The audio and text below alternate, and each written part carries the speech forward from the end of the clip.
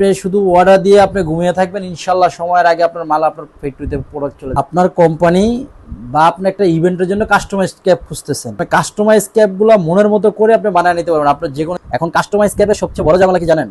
বড় ঝামেলা হচ্ছে সময় মতো প্রোডাক্ট হাতে না পাওয়া, আর হচ্ছে কোয়ালিটিফুল প্রোডাক্ট না পাওয়া। আমরা কিন্তু প্রতিনিয়তই সমস্যার সম্মুখীন হচ্ছি।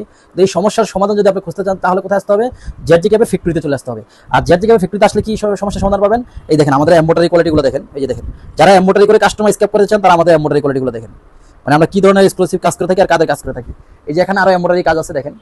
এখন আপনি এমব্রয়ডারি থেকে আপনার বাজেট আরো কম, যেন আপনি এমব্রয়ডারিতে কাজ করলে আপনার বাজেট হচ্ছে না, তখন আপনি কিতে আসতে চান? আপনি স্ক্রিন প্রিন্টে আসতে চান।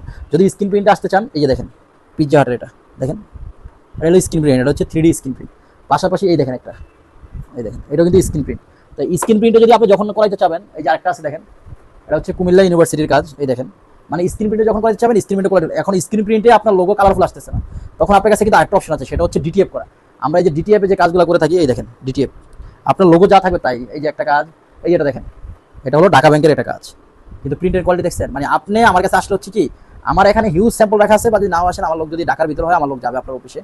তো আপনি কাস্টমাইজ ক্যাপগুলো মনের মতো করে আপনি বানিয়ে নিতে পারবেন। আপনার যে কোনো ইভেন্টের প্রোগ্রামের জন্য সরাসরি জেডজি ক্যাপ ফ্যাক্টরিতে অর্ডার করেন। আপনি শুধু অর্ডার দিয়ে আপনি ঘুমিয়ে থাকবেন, ইনশাল্লাহ সময়ের আগে আপনার মাল আপনার ফ্যাক্টরিতে প্রোডাক্ট চলে যাবে, আপনার অফিসে চলে যাবে, কোনো সমস্যা নাই।